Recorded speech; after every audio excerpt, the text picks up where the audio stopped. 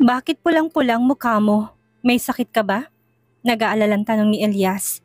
Saka luminga-linga. Where is Mr. Reynoso? I just wanted to ask him something. Nasa banyo siya. Pagsisinungaling ni Camille. Lihim pa niyang kinurot ang palad dahil sa naisip niyang dahilan. Ganun ba? Matatagalan ba siya? I'm in a hurry. I just wanted to say goodbye to him. Saad ni Elias. Siguro, may diarrhea raw siya eh. Muling pagsisinungaling ni Camille sa kaharap. Mauna ka na, Kuya Elias. Aalis na rin si Mr. Reynoso paglabas ng banyo. Pagtataboy pa ni Camille sa lalaki. I see. Tumangu-tangong wika naman ni Elias. Dumilim ang anyo nito. Sandali subalit nang muling mag-angat ng tingin kay Camille, ay nagbalik na yon sa normal. Remember to lock the door before you sleep. Mauna na ako. Oo, Kuya Elias. Hinatid ni Camille hanggang labas ng pinto ang lalaki. At nang makita niya sumakay na ito ng elevator ay nakahinga na siya ng maluwag. Eksaktong pagpihit niya matapos isara ang front door, bumukas naman ang pinto ng kanyang kwarto. Lumabas doon si Sergio na nakatayo sa likod ng pinto. Magkaekis ang mga binti at nakatingin sa kanya. Muling umahon ang kaba sa dibdib ni Camille ng mga oras na yon. Binuksan niyang muli ang front door at maingat siyang tumingin kay Sergio. Mr. Reynoso, makakauwi ka na rin, pagtataboy ni Camille sa lalaki. Nang makita naglalakad ito papalapit sa kanya, nakaramdam siya ng nerbiyos at kaagad na sinabing, Tumawag ako sa cleaning aid sa building, pinapakuha kong basura. Pagdadahilan ni Camille, tumaas ang makapal na kilay ni Sergio. Hindi niya expect na mautak na rin ang babaeng nito. Nakaisip ito ng rason para hindi niya muling malapitan lalo pat alam nitong hindi siya dapat basta-bastang makikita ng public sa mga ganong lugar dahil baka mauwi yon sa chismis o iskandal. Anong ibig mo sabihin? Yan bang depensa mo para hindi kita malapitan? Nakangising tanong ni Sergio. Oo, mabilis na sagot naman ni Camille. Kumibot-kibot ang labi ni Sergio habang pinagmamasdan si Camille. Her alertness and self-defense urged him to suppress her. Pero dahil nagawa nitong paalisin si Elias para sa kanya, kaya hindi niya ito pipilitin sa ngayon. Hindi lang talaga niya gustong malaman na nagpapasok to ng ibang lalaki sa apartment nito. Sa oras na minarkahan na niya ang sino man at hindi pa siya nagsasawa sa taong yon, natural na ayaw niyang maging contaminated ang taong yon ng iba. Huwag kang mag-alala, I don't mess with you. Sagot ni Sergio saka naglakad palapit sa babae. Nang makitang iniiwas ng babaeng sarili ay inunat niya ang braso at inabot ang baba nito sa kamarahang pinisil. Next time you bring back a man, I will kill you. Matapos nun ay lumabas na si Sergio sa apartment ni Camille at hindi na muling lumingon pa. Sa wakas ay nakahinga ng maluwag si Camille na nag-iisa na lang. Mabilis siyang nagligpit at nag-shower at nahiga sa kama. Pagkatapos ng pagod na pagod ang katawan. Ang kanyang kumot ay tila kinapitan ng preskong amoy na pag-aari lang ng iisang lalaki. Kumunot ang noo ni Camille pero hindi na siya nag-aksaya pa ng oras na palitan ang kumot. Sa halip, ipinikit niya ang mga mata at nagpa siya ng matulog. At hindi niya inaasahan na makakatulog siya ng mahimbing ng gabing iyon habang nakabalot sa kumot na merong amoy ni Sergio. Nang mga sumunod na araw, napagtanto ni Camille na hindi na niya dapat lang i-invite si Elias sa kanyang apartment dahil siya lang ang mapapahamak. Gayunpaman, hindi rin naman naglalagi si Elias sa apartment nito dahil kaagad din itong bumalik sa ospital para magtrabaho ng magaling na ang braso nito. Sa mga panahong ding iyon, nagpupunta si Sergio para sa dinner katulad ng kanilang napagkasunduan at hindi ito gumagawa ng kahit na anong ikakahiya niya. Madalas ay nagbibiro lang ito na hihingi ng halik sa kanya. Hindi naman maiwasan ni Camille ang bagay na yon, kaya natutunan niyang kailangan maging malambing kay Sergio para hindi na siya nitutuksohin pa. Nang gabing iyon, nang maisip ni Camille na sunod-sunod ng pagpupunta ni Sergio sa kanyang apartment para mag-dinner ay napatanong siya. Hindi ka ba busy nitong mga nakaraang araw? Why? Tanong ni Seryo na hindi tinanggi ang tinanong niya. Kailan natin aayusin ang formalities? Para sa annulment? Muling tanong ni Camille. Nagpapagaling na si Lola Asuncion mula sa operasyon at magiging abala pa kung ipagpapaliban nilang bagay na yon. Kaya naisip niyang mas mainam kung gagawin nila yon sa lalong madaling panahon. Nagmamadali ka ba? Tanong ni Seryo sa madilim na anyo. Kumunot naman ang noon ni Camille. Hindi ba ito nga ang nagmamadali noon? Hindi ba sinabi mong gagawin natin yon? Sa oras na matapos ng surgery ni Lola. What? Tanong ni Seryo na kumibot-kibot ang labi sa kangumisi. Nagmamadali ka ba para sa Elias na yon? Natigilan naman si Camille sa sinabi nito. Kahit kailan talaga ay wala tong masabing maganda kay Elias. Tinikom niya ang bibig at hindi na sumagot pa. Kung may oras ka bukas, gawin na natin. We'll see tomorrow. Matapos magsalita ni Seryo ay mistulan na siyang nawalan ng gana. Binitawan niya ang kubyertos na hawak at walang sali-salita na lumabas sa kanyang apartment. Nagulat naman si Camille sa kapinagmasdan ng pagkain sa mesa na hindi man lang nagalaw. May nasabi ba siya para magalit ito? Kung meron, ano kaya yon? Nang sumunod na araw naging busy si Camille sa Debonair, pero nakagawa pa rin siya ng paraan para matawagan si Mr. Noriega at itanong ang tungkol sa pagkikita nila para sa formalities ng annulment. Hello Mr. Noriega, busy ba si Mr. Reynoso ngayon? Tanong niya sa kabilang linya. Yes, nasa meeting kami ngayon. Sagot naman ni Alex. May kailangan ka ba Miss Camille o gustong sabihin kay Mr. Reynoso? Wala, hindi bale na lang. Sagot ni Camille sa pinatay na ang tawag. Dahil busy to, mukhang maudlot naman ang plano nilang asikasuhin ng annulment. Nang sumapit ang oras ng uwian, mabilis na nagpunta si Camille sa bus stop. At dahil rush hour at medyo traffic, kaya naman natagalan siya bago makasakay. Dahil puno ang bus pagsakay ni Camille, wala siyang nagawa kundi tumayo na lang sa isang sulok. Pero hindi malaman ni Camille kung bakit nakaramdam siya ng pananayon ng kanyang balahibo sa batok. Pakaramdam niya ay merong nakatingin sa kanya sa mula sa kanyang likuran. Nang lingunin naman niya ito, ay wala naman siyang napansing kakaiba. Habang nasa bus, kinuha ni Camille ang kanyang phone para tignan kung meron siyang text galing kay Seryo. Hanggat maaari kasi ay gusto na niyang maayos na kaagad ang kanilang annulment. Nang sa gayon ay makaalis na siya sa poder nito. Ayaw na niya magkaroon pa ng ugnayan kay Seryo, maging kay Fedra, kay Marta o sa kahit na sinong may kaugnayan pa sa lalaki. Gusto niyang magsimula ulit ng tahimik at matiwasay na buhay kasama si George. Samantala, may kalahating oras din nang makababa si Camille mula sa bus. At dahil ang terminal ng bus kung saan siya bumaba ay dalawang intersection, pabago siya makarating sa apartment kaya naman nagpasya siya maglakad na. Subalit hindi pa siya nakakalayo, isang kamay ang humila sa kanya sa madilim na parte ng kalsada at tinakpan ng panyo ang kanyang bibig at ilong. Bigla-bigla'y nakaramdam siya ng matinding pagkahilo. Subalit bago siya mawala ng malay, isang mabalasik at nakakatakot na itsura ang nakita niya. At the CEO's office. Katatapos lang ni Seryo sa board meeting nang lumapit sa kanyang sekretaring si Alex. Mr. Reynoso, Miss Camille called earlier and asked if you were busy. Seryo laughed to himself. Couldn't that woman really wait for their annulment? Nang maupo sa swivel chair, niluwagan ni Seryo ang kanyang necktie dahil pakaramdam niya ay nasasakal siya ng mga oras na yon. Recently, the Pedler family invested in a biotechnology company that manufactures and distributes drugs. Pagbabalita pa ni Alex, nang marinig yun ay otomatikong nagdilim ang paningin ni Seryo. Send someone to scout to see what they are doing. Okay, Mr. Reynoso, sagot ni Alex sa mabilis na tumalikod at lumabas ng kwarto.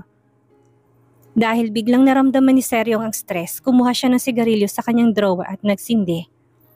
Pagkatapos noon tumayo siya at lumapit sa floor-to-ceiling glass window ng kanyang opisina kung saan kitang-kitang lungsod ng Maynila. Hindi niya lubos maunawaan kung bakit bigla-biglang nagbago ang kanyang isip. Before, he just wanted to keep Camille for fun, but gradually, it developed into a desire to keep a tight control over her, not allowing her any chance to fly. Hindi rin naman niya namalayang nagiging malambot ng kanyang puso pagdating sa babae at makikipagkompromiso pa siya rito ng paulit-ulit. Malungkot ang mukha ni Seryo sa naisip. Hindi niya dapat pinabayaan ang sarili sa lahat ng gusto niya. He shouldn't have. Makalipas ang ilang sandali, muling bumalik si Alex sa kanyang opisina na humahangos. Mr. Reynoso, tumawag ang directors ng Debonair at sinabing hindi raw niya makontak si Miss Camille. Tinawagan ko rin siya but no one answered. Kay Miss Diana na directors ng Debonair palagi nakakuha ng balita si Alex tungkol kay Miss Camille. Minsan pa nga siyang pinag-isipan ito na may gusto siya kay Miss Camille. Kaya nang hindi nito makontak si Camille ay sa kanya ito tumatawag para magtanong. Seryo jaw clenched automatically upon hearing that news. Hurry up, find out what happened to her, he quickly ordered. Isang malamig na tubig ang bumuhos kay Camille, kaya naman nagising siya. Kahit na bahagyang nalalabo ang mga mata, inikot niya ang paningin sa kabuuan ng lugar kung nasan siya naroroon. Mistulang abandonadong warehouse ang kinaroroonan niya. Ang kanyang mga kamay at paa ay nakatali habang ang bibig niya ay nilagyan ng matibay na duct tape. Habang nakasalampak siya sa malamig na semento. Maya-maya pa isang babaeng nakasuot ng pulang halter dress ang sumulpot sa kanyang harapan. At halos lumuwa ang mga mata ni Camille nang makilala kung sino to. Si Marta. Bagaman maganda ang postura nito, ang bibig naman nito ay namumula at namamaga. Meron din itong halos at pasaat sa gilid ng mga mata na animoy binugbog to. Umiskwat si Marta sa kanyang harapan at walang sabi-sabing sinampal siya nito ng ubod ng lakas. Witch! Kasalanan mo tong lahat! Hiyaw nito sa kanyang harapan habang nalilisik ang mga mata. Matapos ang huling insidente sa opisina ni Seryo Reynoso, tinanggal ang Menjola Construction sa project na pinamumunuan ng Reynoso Group at dahil doon, nagpuyo sa galit ang ama ni Marta. Gusto sanang humingin ng tulong ni Marta sa daddy ni Seryo na si Uncle George dahil close ang kanilang mga pamilya pero hindi niya alam na magiging ganong kalupit si Seryo sa kanya. Inutusan ni Seryo na ipadala sa kanyang daddy at kay Uncle George ang video niya kung saan gumagawa siya ng intimate moments sa iba't ibang mga lalaki nung nag-aaral pa siya sa abroad. Sa galit ng daddy ni Marta, binugbog siya nito at pagkatapos ay pinalaya sa kanilang pamamahay. Tinakwil din siya nito bilang miyembro ng pamilya at ang sinuportahan ng daddy niya ay ang legitimate son nito para mag-manage ng kanilang kumpanya. Gustong humingi ng tulong ni Marta sa ama ni Seryo, ngunit ang matanda mismo umiwas sa kanya at ngayon isa na siyang walang kwentang outcast sa pamilya. Nang maisip ang mga kamalasang nangyari sa kanyang buhay, lalong nalisik at naging mapanganib ang anyo ni Marta ng mga sandaling yon. I will make you feel 10 times or 100 times the pain I felt. Hindi naman maunawaan ni Camille ang nangyayari. At dahil nakatakip ng duct tape ang kanyang bibig kaya ang tanging nagawa lang niya ay magpumiglas. Takot na takot siya sa nakikitang anyo ng babae pero wala siyang magawa ng mga oras na yon. Marahas na hinila ni Marta ang dalawang braso ni Camille na nakatali sa kanyang harapan. Ang makinis at malambot nitong balat at lalong nagpaalab sa galit na nararamdaman ni Marta sa kaharap. Witch, did you use this body to seduce Seryo? Desperadong umiling si Camille bilang sagot. Bagamat natatakot siya sa mga sandaling yon, nag-iisip naman si Camille ng paraan kung paano matatakasan ng bruhang babae. Your hands are beautiful. What if... Wait! Ani Marta na huminto at umangat ang gilid ng kanyang labit ngumisi. Can you draw a design if I cut this out?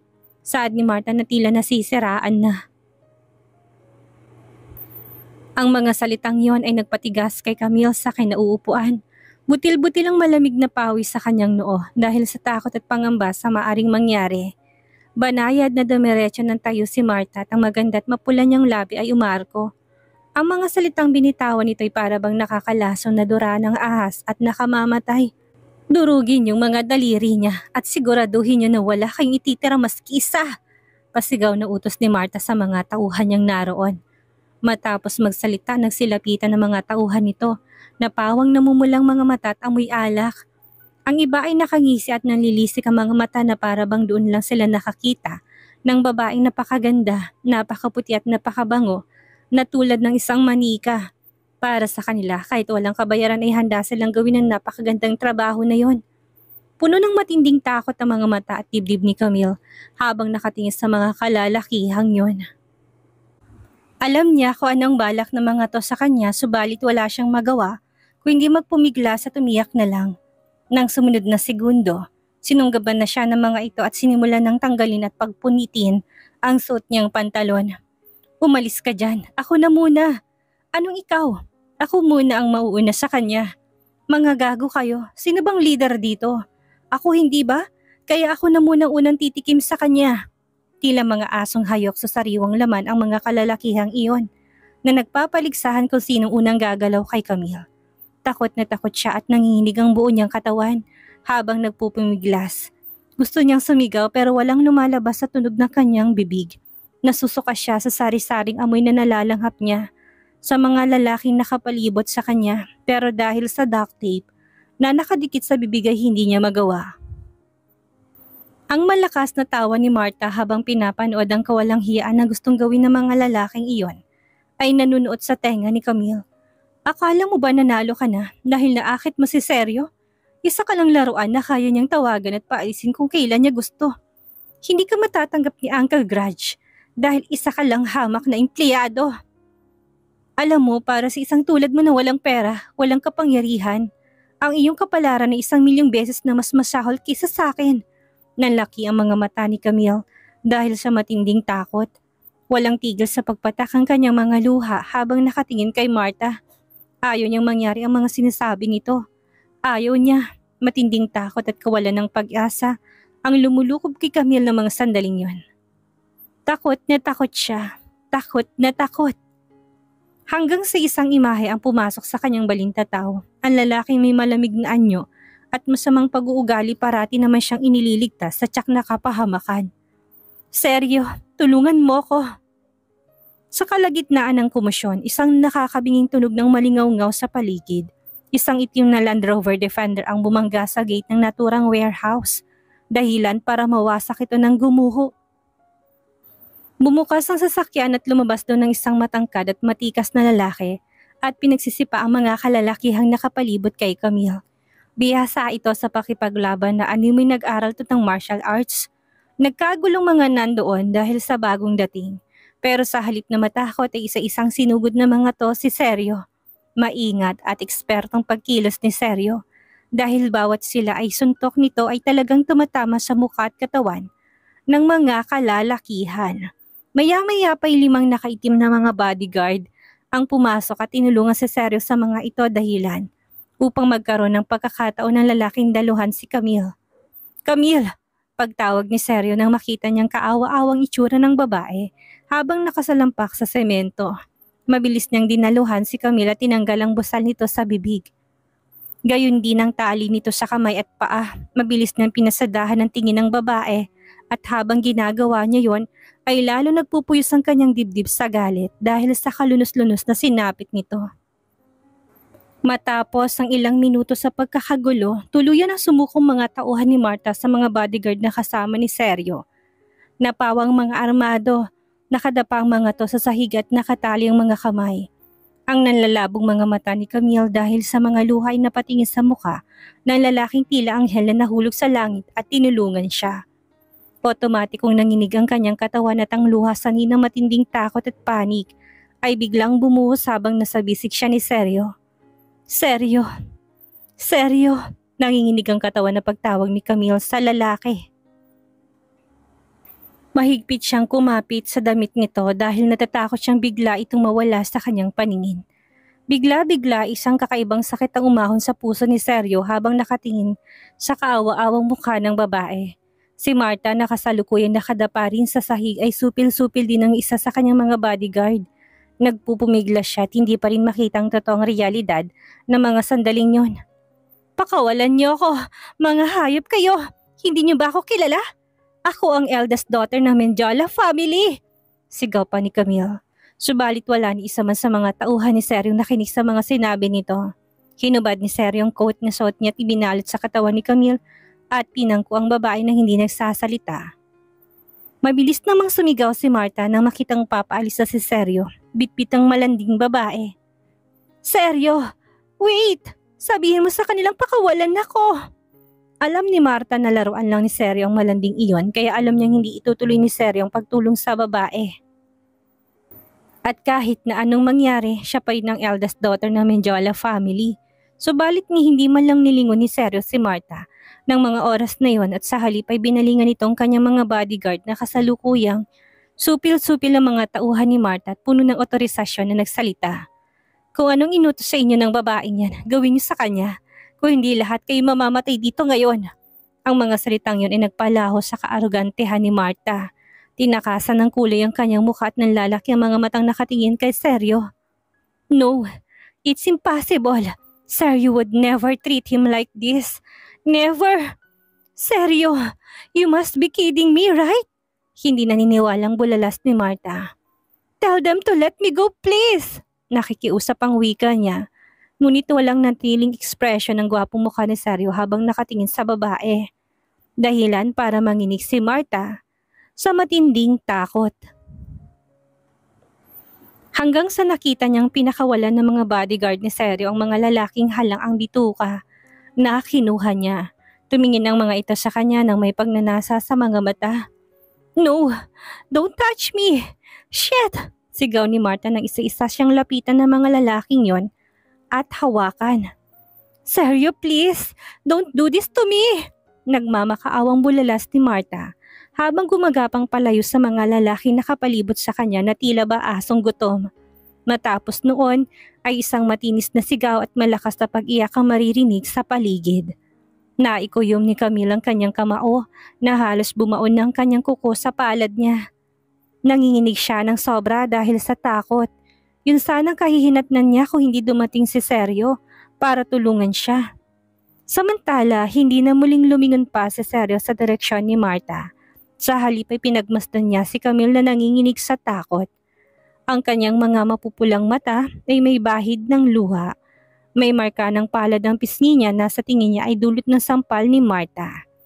Kinargan niya sa kanyang mga bisig si Camille na kahit yakap-yakap na niya ay wala pa ring tigil sa panginginig ng katawan. Hinila ni Seryo ang coat na ibinalot niya sa kanya at tinakpan ang kanyang mukha. Pinapakalma siya. Pagkatapos noon, nagpatuloy siya sa paglalakad palabas ng bodega at mabilis isinakay si Camille sa kanyang sasakyan. Huwag kang matakot, masuyong wika ni Seryo kay Camille. I'm here, I won't leave you. Nang maisarang pinto ng kotse naging tahimik ang paligid. Si Camille na tahimik at nakayup-yup sa dibdib ni Seryo ng mga sandaling iyon ay kalmado na. Nasa ganong posisyon lang si Camille ng matagal na oras hanggang sa naramdaman niyang huminto na ang sasakyan. Sa Reynosa Residence, dinala ni Seryo si Camille. Maingat ngunit mabilis niyang kinarga si Camille papasok sa elevator at maya-maya pa'y narating na nila ang suite. Dinerecho ni Seryo si Camille sa banyo upang linisin. Subalit nang tutulungan niya na sana itong hubarin ng damit nito, ay mabilis na umiwas ang babae. Marumi ang damit mo. Hindi mo ba huhubarin para labahan? Marahang tanong ni Seryo. Kaya ko na sarili ko. Tugon naman ni Camille na hawak ng mahigpit ang suot na damit. Sumulpot si Seryo sa babae bago nagsalita. Okay, kung yan ang gusto mo. Matapos sabihin niyon ay lumabas na si Seryo sa banyo. Kumuha siya ng sigarilyo sa drawer at nagsindi sa kadumiretso sa balcony. Naisip niyang marahil kung nahuli siya ng dating, hindi niya lubos maisip kung anong po pwedeng mangyari kay Camille sa kamay ng mga hayop na yon. Nahulog sa malalim na pag-iisip si Seryo. Hanggang sa umabot na ng kalahating oras ay wala pa rin siyang naririnig na pagkilos mula sa loob ng banyo. Tumayo si Seryo at lumapit sa banyo pero binalot siya ng kaba nang marinig na napakatahimik ng loob. Nagmamadali niyang binuksan ang pinto at nakahinga siya ng maluwag nang makita si Camille. Ngunit lihim siyang napabuntong hininga nang makitang nakatingin lang ito sa kawalan. Yakap-yakap ang tuhod habang nasa bathtub at walang saplot. Bagamat hindi nagtagumpay ang mga hayop na yon sa balak na masama, masyadong masela ng balat ni Camille kaya nang iwan niya ng mga pulang marka sa leeg at barasa nito. Hindi maipaliwanag ni Seryo kung bakit may munting kirot sa kanyang dibdib nang makita itong ganon. Kaya hindi niya napigilan ang sariling lapitan ito at hawakan sa balikat.